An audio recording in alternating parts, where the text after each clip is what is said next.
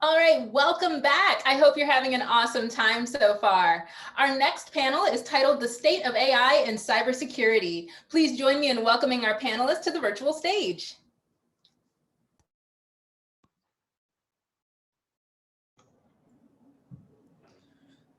Good afternoon, everyone.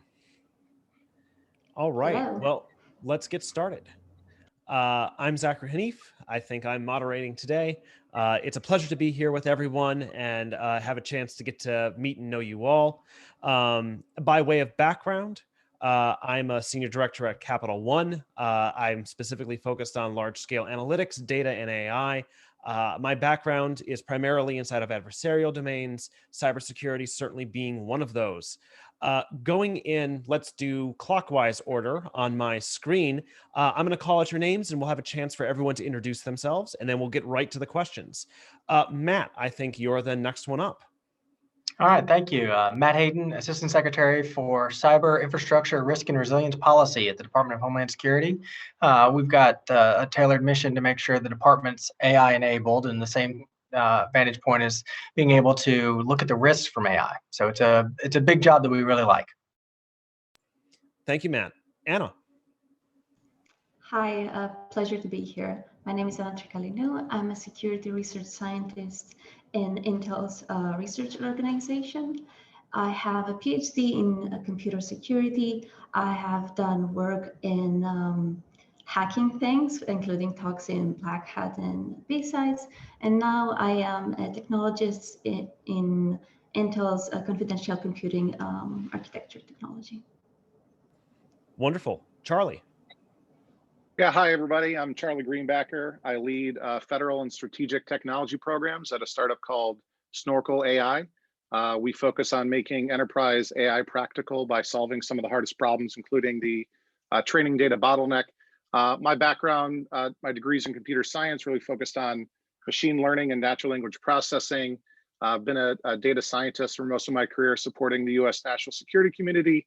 And most recently led the technical side of all of In-Q-Tel's investments in AI, machine learning, IT infrastructure, and cyber. Wonderful. With that, pleasure to meet you all.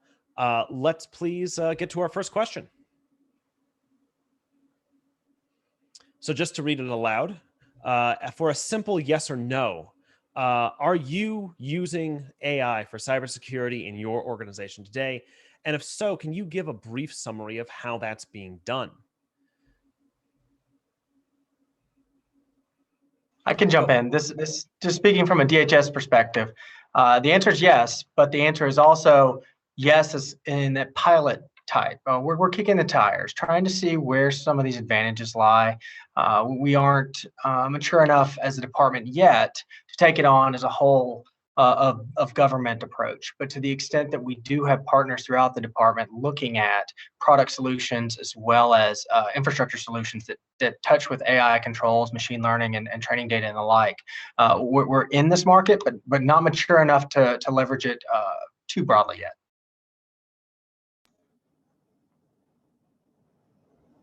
I can answer this as well.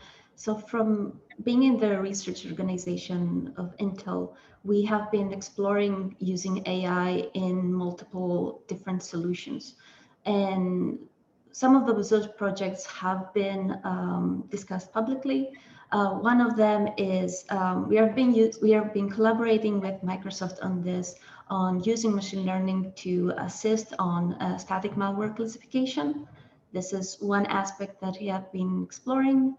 And the other one is using machine learning in order to protect autonomous driving, in order to make sure that the car sensors are not being fooled by an adversary trying to mess up with the signals that are being read in order to interpret, for instance, a stop sign into go as fast as you can. So this is another project that we have been exploring. Yeah, so for me, the answer is yes. Otherwise, I probably wouldn't be here. So at Snorkel, we built a machine learning platform called Snorkel Flow that makes it really quick and easy for subject matter experts to create a ton of training data without having to label it by hand or send it out for crowdsourcing. It also helps data scientists to iteratively develop and adapt AI applications for changing input data or business objectives. One of the application areas that we support is cybersecurity. We're currently working with a couple of global household name customers to help them use Snorkel Flow to develop or to create labeled training data, train machine learning models, and deploy AI apps for their internal enterprise cyber use cases. You know, I really love the kind of the different viewpoints that we have here on the panel today, because we're seeing something between all of the panelists that's probably very similar. I think for my part, we're probably most similar to Matt.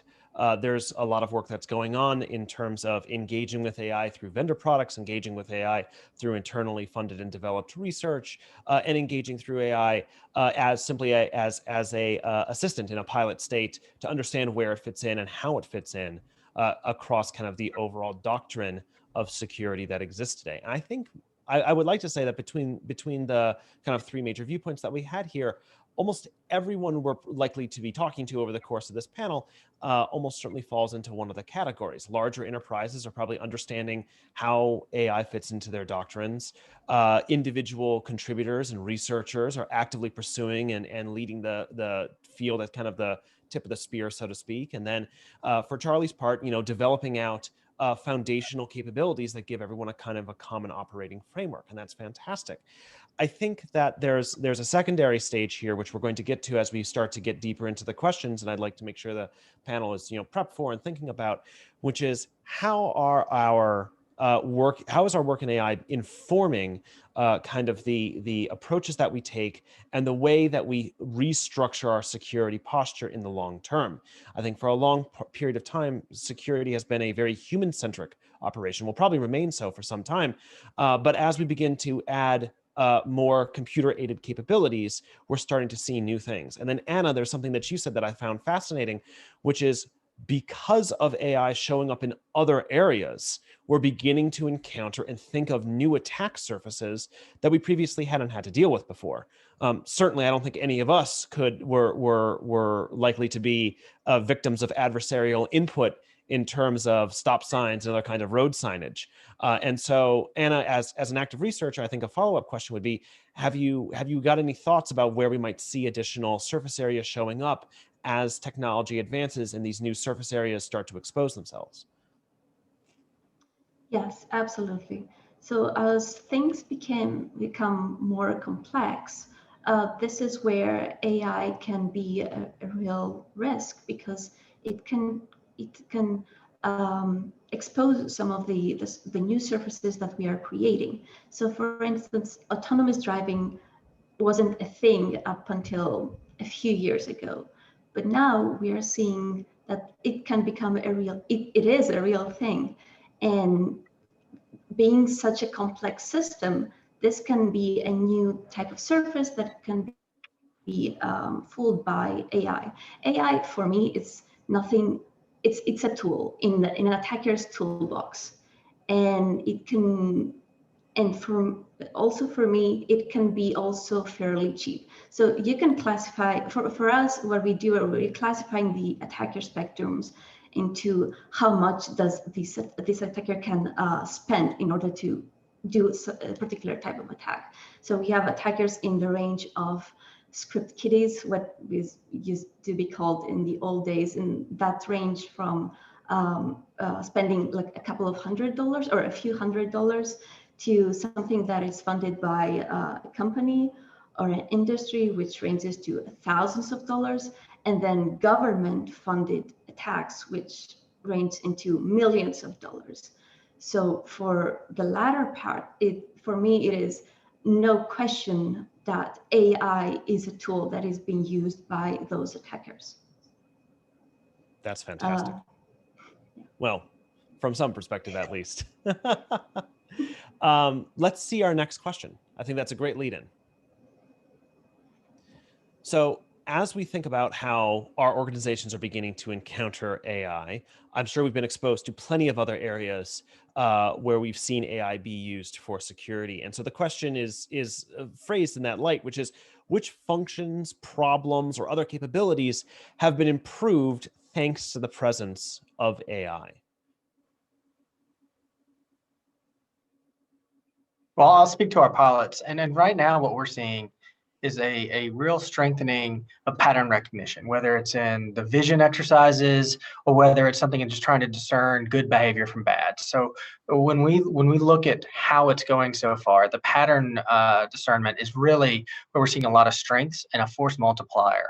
That also brings us to a distinct challenge of where is that human and AI interaction point. So for example, what's the outcome of determining a pattern? What decision making does it have? What transparency behind its pattern discern is there? So we have that as our homework, kind of to come up with where's that balance as a government to leveraging AI, and when it gives us an answer, where does the human use that as far as a value add and pushing for that? So we've partnered with several academics.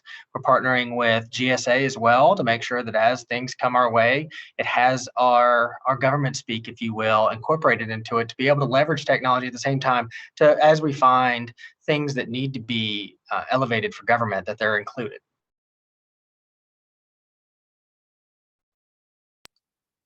Yeah, I can jump in here. So what we've seen our customers use Snorkel Flow to do in this space is develop AI applications based on their internal enterprise network data to do, really two major things. One is monitor and improve network performance for large enterprise networks, and the other one is to detect indicators of compromise, associated with a wide variety of cyber attacks.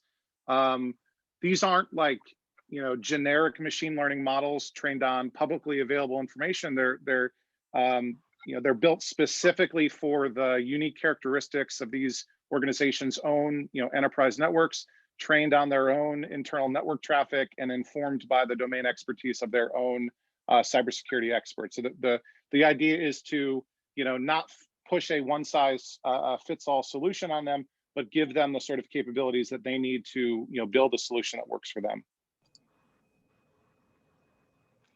Just to add on what Charlie said, I think what he said was really interesting.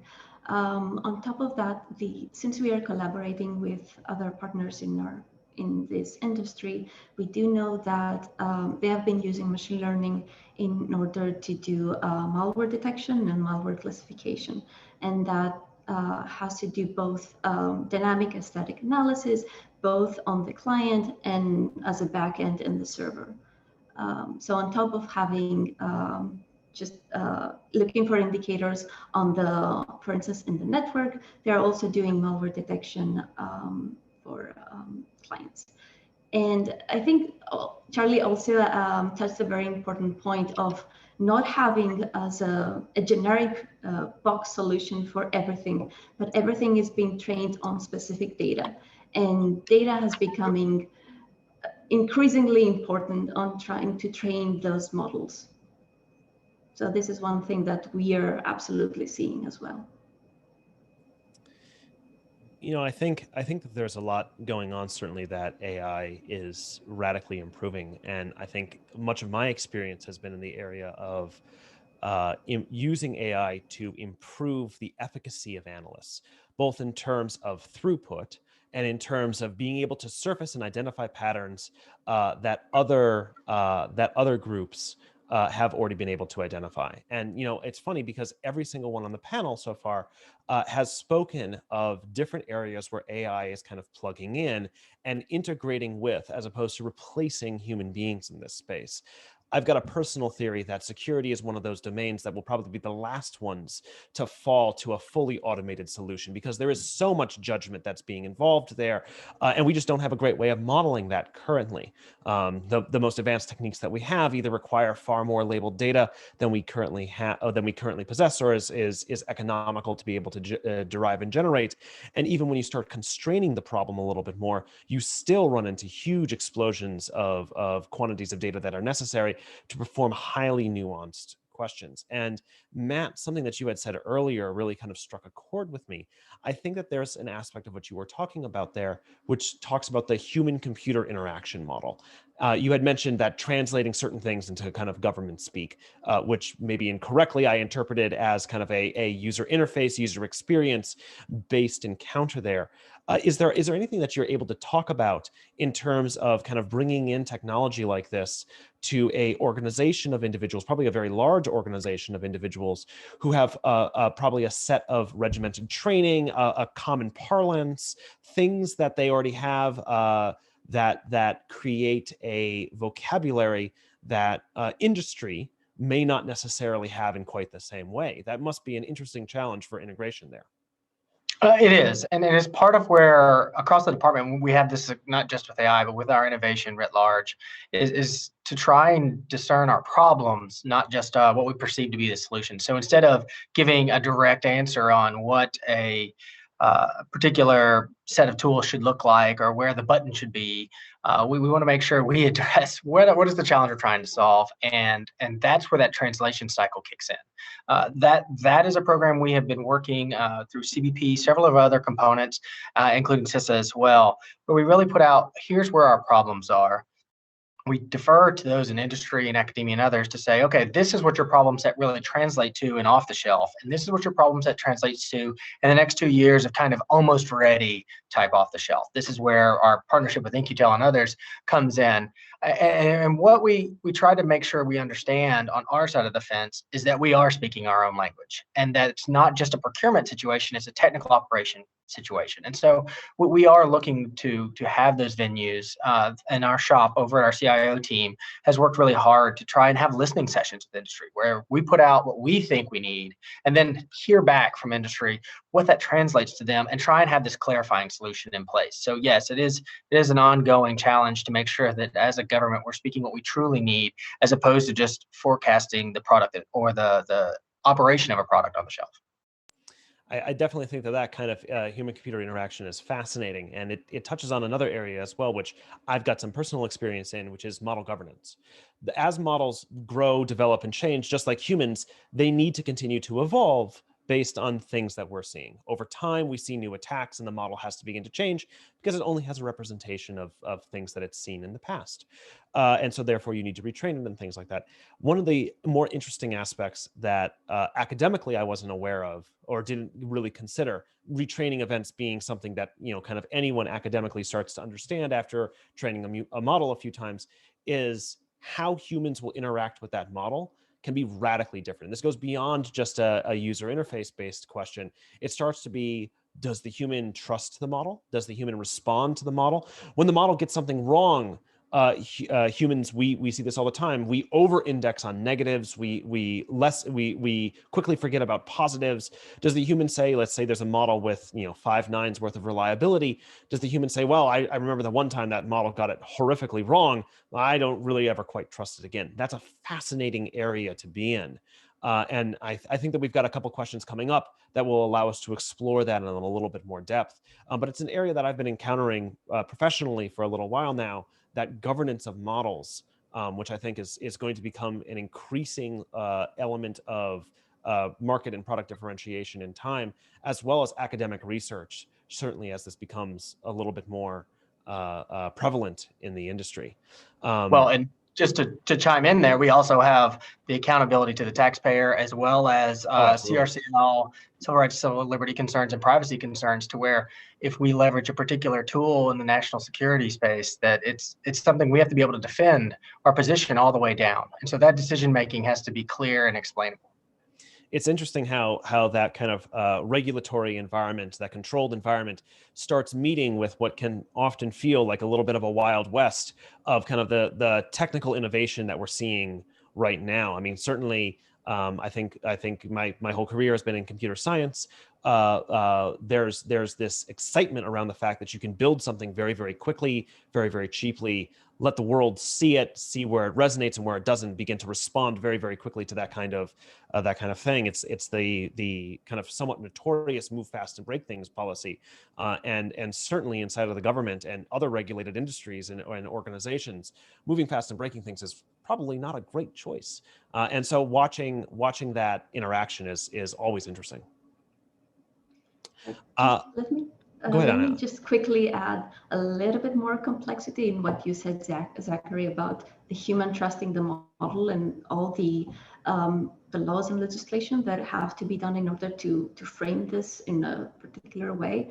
Just to add on this, does the model trust the human? Because that human can be an attacker that can push the model wherever it wants it to be, and then have that affect other legitimate users as well. Yeah, crafting adversarial input, especially at high speeds, creates this very interesting interaction model. There's a paper that I had read written by a series of security researchers with a lot of background in static file analysis, using reinforcement learners to challenge. I think in the paper it was specifically VirusTotal, but static analysis for malware samples, taking known samples that are correctly identified by a antivirus system, and then using a reinforcement learner to permute them until they're able to evade the AV system and yet still execute. Yeah. It's a fascinating, like all of a sudden we end up in these worlds where the interaction, not just with the end user, the defensive user, but the potential adversary becomes an interesting space too. Yes, so make sure that the data there you're using as training is really, really important. That make sure that there is no attacker samples there. That must be a tremendous challenge, especially in the malware space. Yes. Wonderful. Let's go to our third question. So immediately following that, what are the key considerations or challenges that you should have in mind that are unique to using AI for defense? And this is definitely a domain-specific one. Charlie, a little earlier, you had said that your customers are utilizing your organization's platform in some interesting ways. I'm sure you've got some thoughts in this area. Yeah, so the two biggest practical challenges that I think about here actually tie right back into something Anna was just talking about and something you, Zach, were just talking about, and they both have to do with data, right?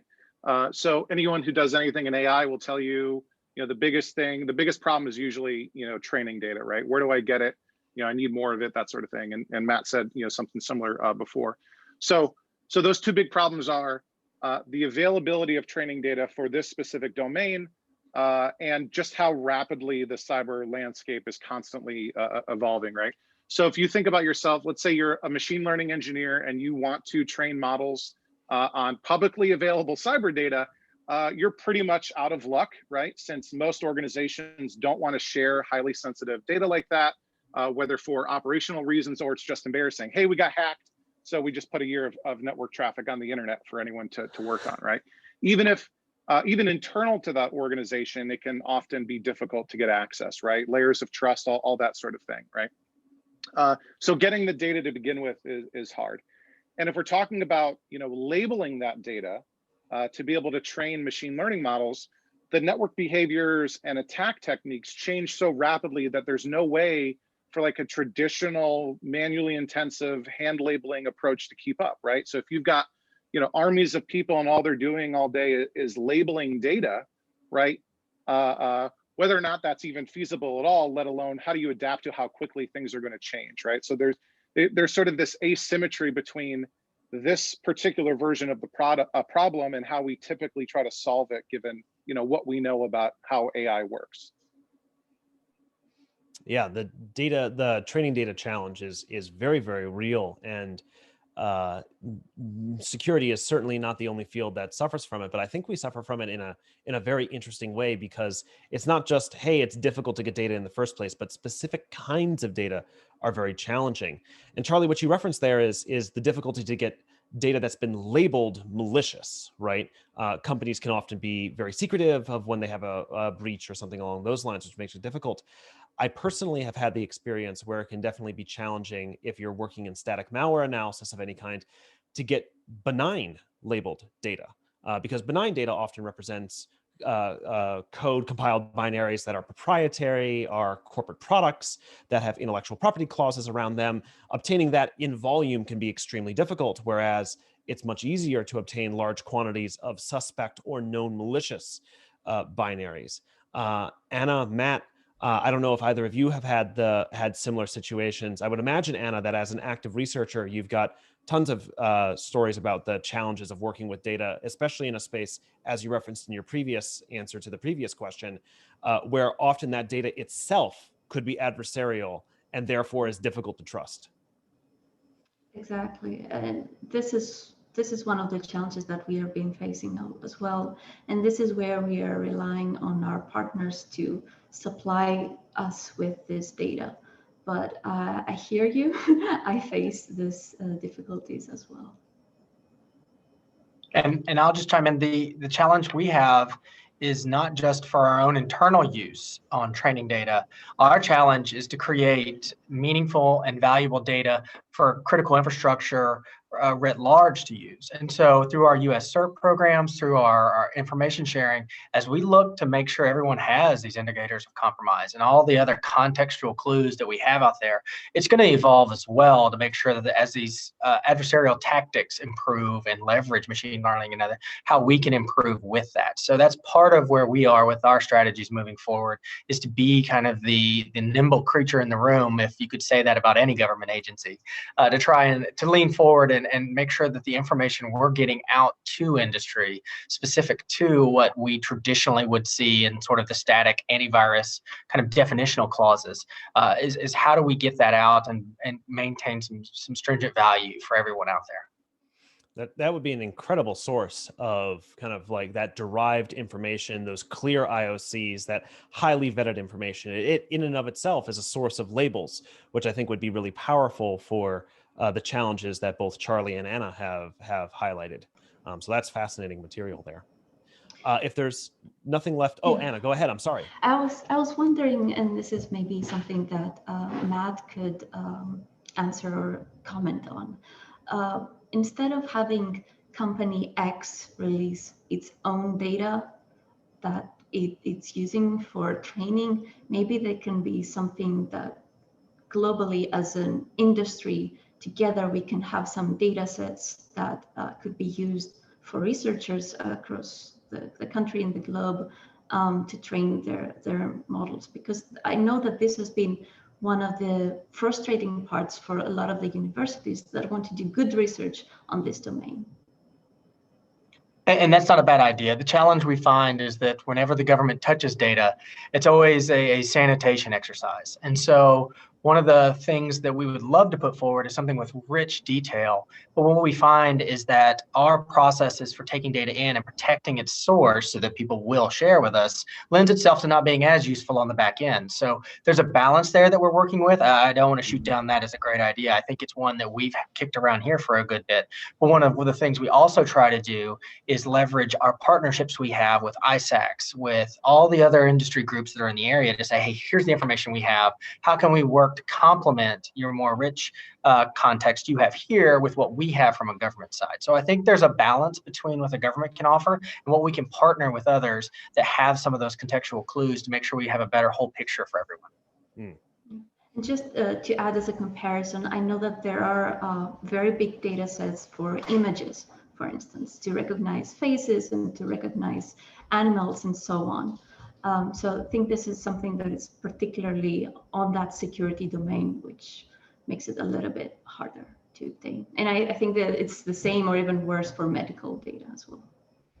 I think that's completely right. An ImageNet for malware, an ImageNet for network traffic would be absolutely transformative for the industry. Going back to government sharing of data sets, I remember when I started as a researcher, a lot of the models that I trained were originally built off of some data sets that I believe it was DARPA released in the late 90s for network traffic classification. And just simply having something like that was a well-curated data set was hugely beneficial. Believe me, Matt, like we completely understand the need for the government to be very, very careful about any kind of privacy or anonymity concerns. But, you know, DARPA hard problem would be something like non-symmetric encryption, or any kind of major anonymization project. It would be fascinating to be able to see. Yeah, it's always fun to see what happens when something like an ImageNet or MS Coco gets released and the innovation that comes from that. That might actually be a call out to some of our anyone here listening to the panel in industry. If there's an organization that wants to step up to the plate, try funding that, or collaborate cross industry for something along those lines. It certainly would be fascinating. If there's nothing else on this question, let's go to the next one. So this is definitely a fun one. The rumor is that hackers are using AI. And I think the question posed to the panel here is, has anyone actually seen this? I'll go first on this one. The paper that I had referenced earlier, which was an academic paper utilizing, I believe it was VirusTotal as an oracle to submit samples to after performing permutations to those samples with a reinforcement learner, that would absolutely be an example of using AI to perform an attack. Now, in this case, it was academic and industry researchers performing collaborative open research and publishing on it. So probably not the kind of hacker that the question is specifically looking for here, but it certainly would be, it's certainly a repeatable experiment. It's certainly something that's well within the bounds of believability that could certainly be done. And it wouldn't surprise me at all if you expose an oracle to the general internet.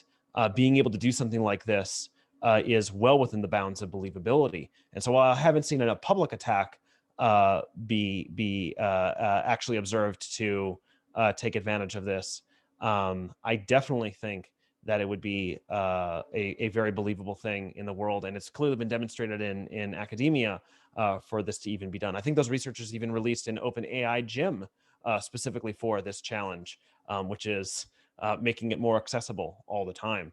And that was just a fascinating paper to read, and everything that has kind of come out of that. Anyone else on the panel seen something along those lines? I know that that's probably the hottest button question that we've got here today. Yeah, I mean, attackers are always going to use every tool at their disposal to accomplish their aims, right? So, automation has always been a tool that they've used, whether we're talking about, script kiddies all the way up to, much more sophisticated adversaries. And there's this, interesting asymmetry that happens where, the defenders have to get it right every time just to tie, and the attackers only have to get lucky once to win, right? So I think we're starting to see the beginning of an arms race here, where both sides are going to be increasingly relying on, next generation automation powered by AI, which maybe that sounds a little scary, but you got to fight fire with fire, and it's the only way for the defenders to have a chance of staying ahead of the attackers.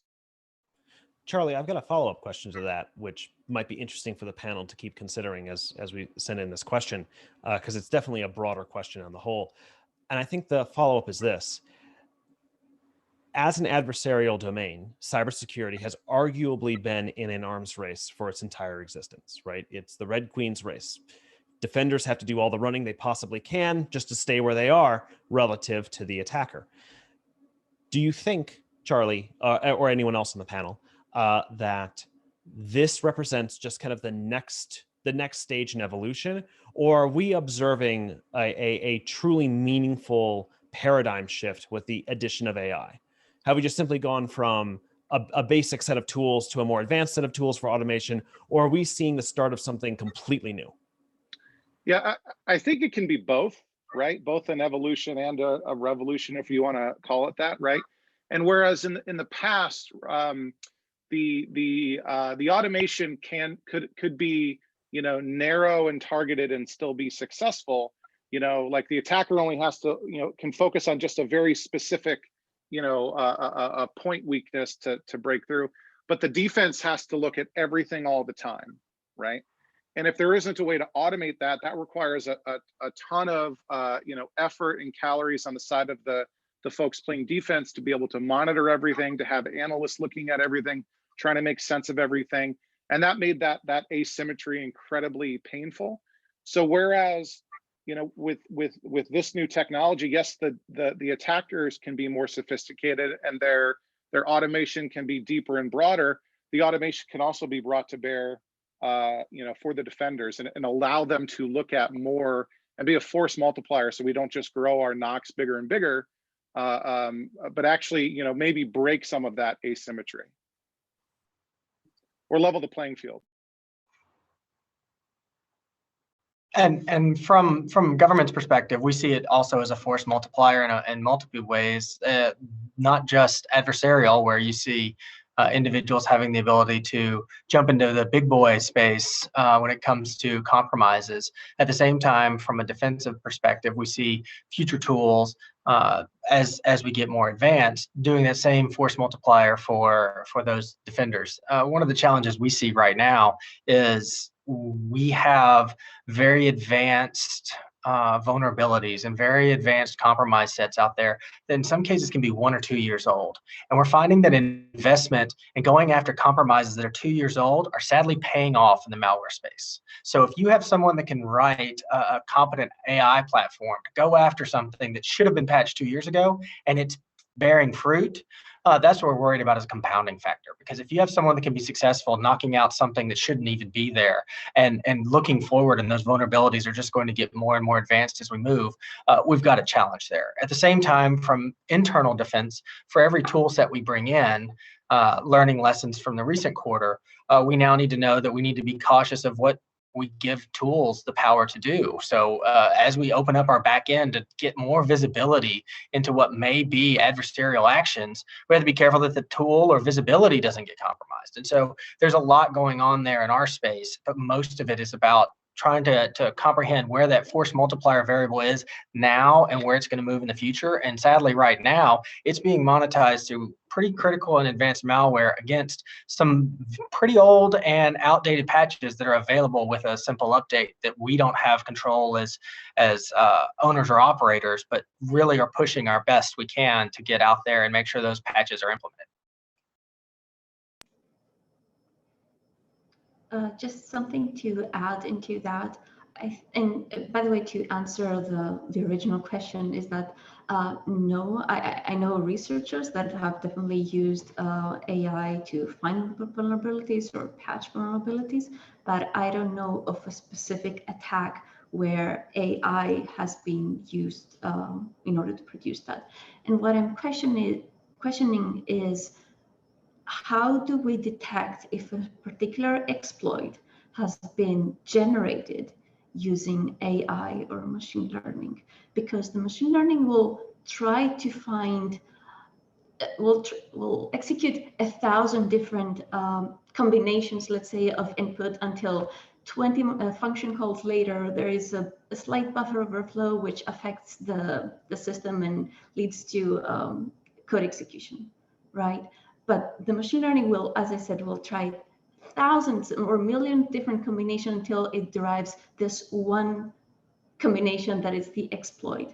And then the exploit is what we are seeing, hopefully, and detect. But how do you know how this was found? If it was a person found it, or a machine learning model that found that? Unless that tool that is being used by the adversary is leaked somehow, then I think it's hard to tell. I think you're absolutely right with that, Anna. And it's not the first time we've seen tools be able to identify buffer overflows and memory corruption issues. For example, the CLE symbolic execution engine is kind of like a canonical example of this, or Timu and Rudder that are academic works. We've definitely seen material like that before. And I think, there's a part of me that sits back and says, once we find a general way, not just a specific way, but a general way to turn vulnerability discovery into an optimization problem, I think we'll start to see far more statistical models present themselves. But you're absolutely right. Us looking at the impacts of those things, the generated vulnerabilities, the existing issues, the kind of the aftermath of an attack, gives us no indication about how it was found or where it could be found. So that's definitely a really great thing for all of us to keep in mind as we think about things like attribution and concerns over emerging technologies. With that, is there anything else on this particular question?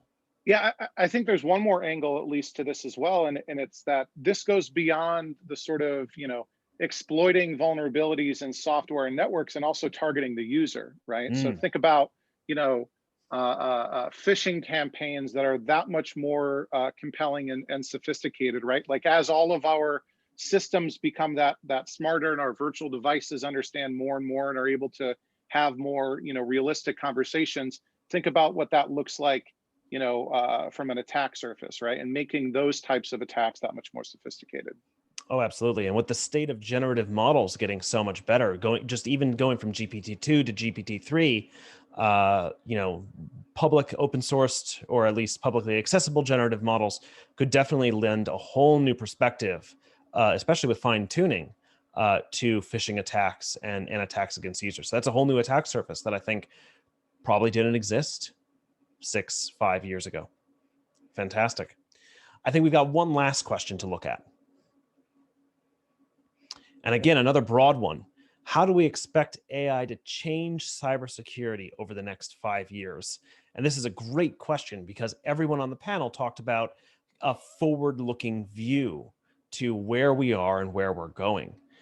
Matt, you had said something fascinating and in a perspective that I think a lot of people don't have, certainly about the kind of the role of government and the role of associated agencies, which is building something that's meant to stand the test of time. You had referenced the fact that you guys by nature have to look forward to the future. Do you have any other insights that you might not have already said in the previous question about where you think things are headed in the next 5 years? Well, one of the challenges we're going to have as a government is being nimble. And when we talk about being nimble, it means change. And when we start talking about change in the cybersecurity lane, that is making sure that as we develop tools and our own services to protect the .gov, that they're evolving at the pace of adversaries, and that we are sharing what those protection methods are with not only our partners inside the government, but out. And that vehicle for change is what was stood up within CISA, as well as through all of our other agencies. For example, TSA is sitting down with airport owners and operators, and they're talking about cybersecurity. The same goes for the Coast Guard and the maritime environment. So while we have all of this information on our side of the fence, we want to make sure that we're developing it and providing it to everyone that is in that critical role that keeps the nation running. That's what keeps us moving in the right direction. We have had the luxury of having a great leadership point at OSTP as well, where they start rolling out strategies that point money and resources towards this. So again, that's also the dynamic bouncing ball, is to make sure that a lot of these projects get funded. And so with good insight there, I think we're pointing in a good direction, but at the same time, it is going to be very complex as these solution sets need more and more clarified data, or better relationships, or just a tightly tuned solution set, where we're going to need to keep working in that direction. The good news is that that's where our nose is pointed, and that's where we're headed. I love those examples, especially what it says to the direction that we're going in for merging kind of domain-specific expertise and technical capabilities. That's wonderful. Going clockwise as well, Anna, any thoughts on the next 5 years? I see AI playing a critical role in advancing the security domain, both from defensive side and from the attacker side. So I think this is something that we really, really need to pay attention right now and create and have those research projects on try to use it for the good cause. And as I said, autonomous driving is something that I found very fascinating. It just, yeah, that's all I have. That's fantastic. Charlie, I think you're the last one here. Yeah, so what I was thinking about this one actually ties back to something both Matt and Zach were talking about a couple of minutes ago. So I think we're still in the early stages of seeing how AI is being applied to the cyberspace. And one of the things that we're seeing in several other domains that I think is also going to happen in cyber is the need for explainability incorporated into the outputs produced by machine learning models, right? So, if somebody gets denied on a credit card application, for example, simply pointing to a black box model trained on 1 million hand-labeled examples without any rationale isn't good enough as an explanation, especially if you're in a a highly regulated industry like banking that is increasingly requiring this, or a government agency that requires something like this for, some, national security decision, let's say. And same thing goes for cyber, right? Simply knowing that something has happened, right, isn't enough, right? You want to dig deeper. Why do we think this was what it is? What do we actually think it is? Who's the right person to talk to have this approach, right? Like, simply having another alarm go off isn't going to help with the sort of fatigue of that problem. So, our approach to creating labeled training data at Snorkel actually makes it trivial to get a human readable rationale to help explain the output of a machine learning model. Zach, you were just talking about kind of blending the domain expertise in with the sort of AI experts. That's like, and it's not specifically for cyber, but it's a really sort of, great combination when you do that in the cyberspace, by allowing your, domain experts who might not be AI experts and machine learning experts to provide their knowledge in a way where they can make a meaningful contribution to the development of solutions like this, without simply reducing them to, zombies who are labeling data all day, every day, and nobody wants to do that. You can kind of tap into your entire organization's knowledge, both the AI experts and the cyber, analysts, the domain experts, to build something that's really going to work. That very real challenge of figuring out what explainability means in the context of a particular decision, and treating AI as more than just a black box, I think is a huge open question that lots of energy is going into right now. I think it's incredibly impactful. And the other point that you make around creating technologies that allow people to feed in that domain knowledge effectively is really important. I think we're running up on time. Matt, I think you've got one more comment.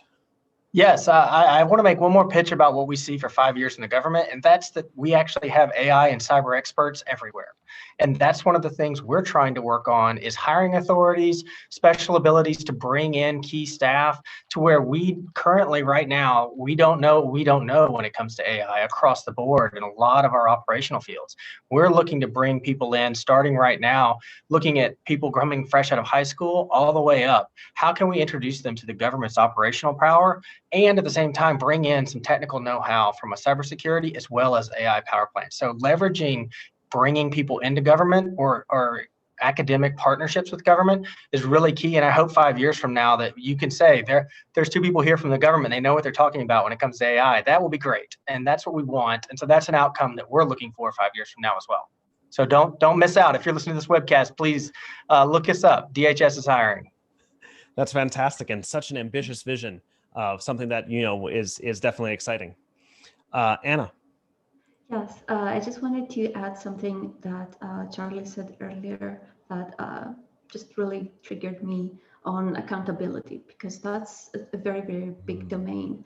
And the thing that also worries me is how AI is going to be implemented in other domains. For instance, will AI be used in order to determine if someone is eligible for mortgage or not, or to do something important in their life? Will it determine if someone is good or bad?